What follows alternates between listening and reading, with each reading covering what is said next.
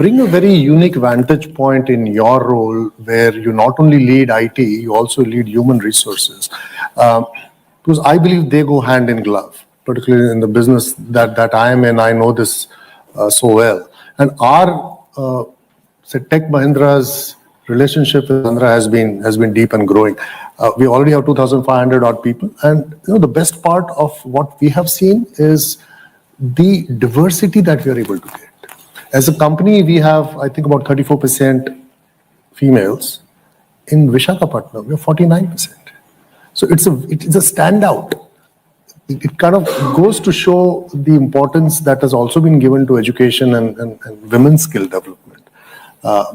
And that links so closely with all IT. Do you see it also that way, that human resources and IT for you are going hand in glove? IT is for India, education is, or HRD is for Bharat. And I'm having to bring both together. Yeah. That's where I think one of the slides, Abhishek spoke about Naipunyam. Yes. Naipunyam is a very interesting experiment, if I may, which we're going to launch in October, where we're trying to match the supply and demand, where I have youngsters who are well-educated, who are searching for jobs, and then there's demand. I'm going to do the matchmaking, but we are building skill development into it, where assessment will be done, where state will guarantee that, in IT, this is the kind of level that this person is at. And then what is the skill intervention that's also required? The state is willing to do the skill intervention on your behalf. So I think Andhra Pradesh is uniquely positioned to deliver that, and will be one of the very first states to do it. And that's what will make us very different. And thanks for giving that very vivid description about the state and the future and the kind of scale that you are envisaging. I think AI is going to be very important, and today no conversation is complete without the word AI. So the scale that you're aiming for, I believe AI can be a game changer. And I also heard you investing in quantum, which I'm not sure, maybe I'm misinformed, but I'm not sure any other state is thinking as deeply about AI and quantum. I heard Quantum Valley coming up in Amravati. Would love to hear your thoughts on how you believe you can harness AI as maybe a core engine of your growth. If you look at it, India was a beneficiary of the IT revolution. Yeah, right. We were able to leapfrog, our per capita incomes have jumped. But then AI is here. It's going to fundamentally transform the way we're going to work together. And it's important that I skill up. Otherwise, you're going to miss the bus. As simple as that. So we're looking at AI not just from an investment perspective, but we're actually taking a step back and looking at it also from, how do I skill up? Starting from colleges, from universities, the changes in curriculum. Starting from there, then doing the entire quantum ecosystem. So South Asia's first 158 qubit quantum computer is going to be in Amravati, in Jan. South Asia's first 158 qubit. It's going to be in Amravati. Not in New Delhi. In Amravati. Because we were the first state willing to lead the Honorable Prime Minister's quantum mission. And it's going to come to Amravati. I think that calls for an applause. And then we're going to build the use cases on it. You understand? Quantum requires use cases. We're going to build the use cases on it. We're going to dedicate certain capacity for startups to sort of use quantum computing. And I believe that will create an amazing ecosystem, again, in Amravati. But the kind of ecosystem we're building in Visakhapatnam around data, and the data city that's coming up there, that's going to, again, position Andhra Pradesh in a very unique manner. The cables that are going to land there are going to be double the capacity of Mumbai. Which, Mumbai is number one in India. We're going to double that. And this is going to happen in the next 3 years. And it's going to be 1.5 gigawatts of data centers coming up. And that's just the beginning. We're talking to a lot of other players out there. So I believe that Andhra Pradesh is well positioned from education, from skills, all the way from building the entire ecosystem. It could be quantum, it could be data city.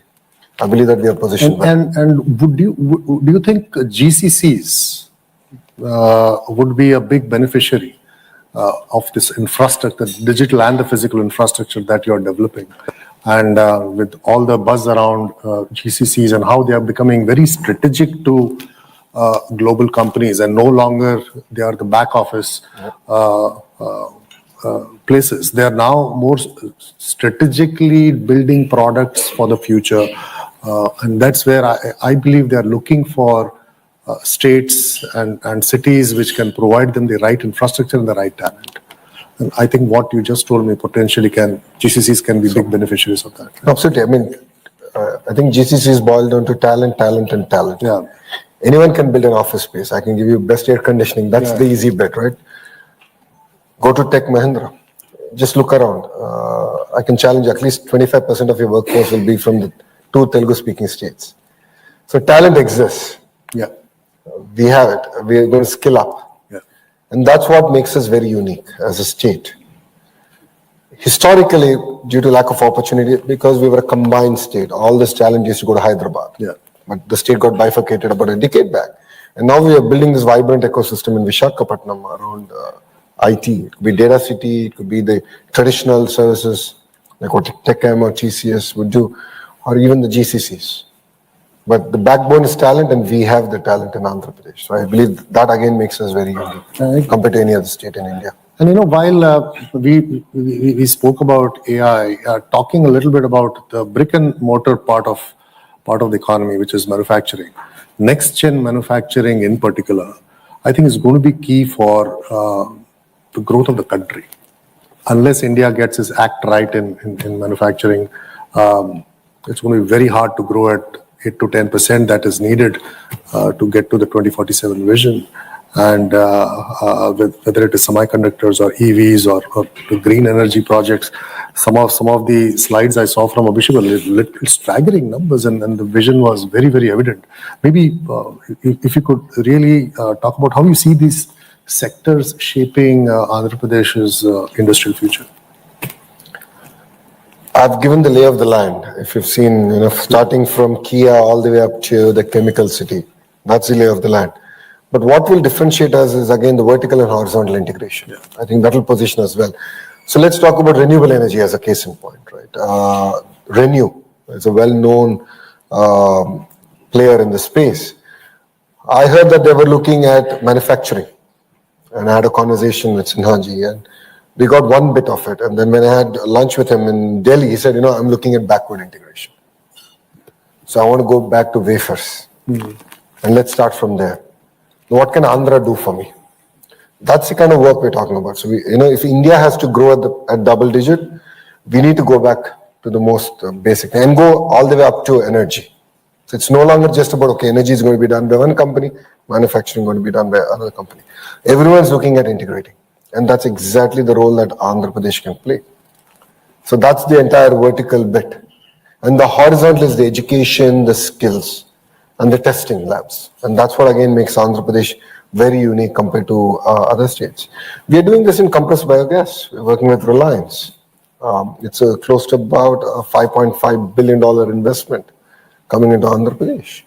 And they've not succeeded in any other states, but Andhra is moving fast. Close to 80,000 acres of barren land is going to be given on lease to Reliance by end of October, so they can grow Napier grass. Which can then be used to generate compressed biogas that can commercially be used for various other products. So that's the pace at which we want to move. And it's all concentrated in one zone, one district, which has quite a bit of barren land.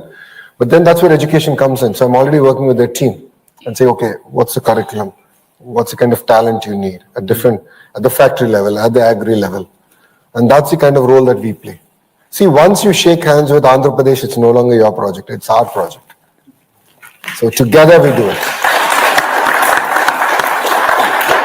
And as Abhishek has just shared, I think I'm on close to 12, 13 WhatsApp groups where every week my office gives an update. Okay, this is what we agreed this week, this is what has happened, this is the status. So I don't know about whether your CEO will follow up with you on a weekly basis, but rest assured, I will follow up on a weekly basis. No, that's just so amazing. The kind of velocity that we see coming from bureaucrats today and politicians today actually far surpasses what we see in the corporate world. And while many states come by and talk about their economic plans and policies and trying to attract investments, from your vantage point, what really makes AP different from many others? I mean, you did talk about it in various questions I asked you, but if you want to just distill it down to 2 or 3 things that you believe that AP is really differentiated as compared to many other states, because I'm sure this audience here would have heard many other states coming in. So maybe if you could. So three clear reasons. One, leadership with track record, which no other state can offer. Yeah. We've done it once, we'll do it all over again. No second thoughts about it. Second, speed of doing business. I've given clear examples of how we've come to achieve it. I can challenge you to find another state that can do it at the pace at which Andhra Pradesh can. And we'll beat them. No second thoughts about it. Third, we're hungry for your business. We'll bend backwards to land your investments in Andhra Pradesh. No second thoughts about it.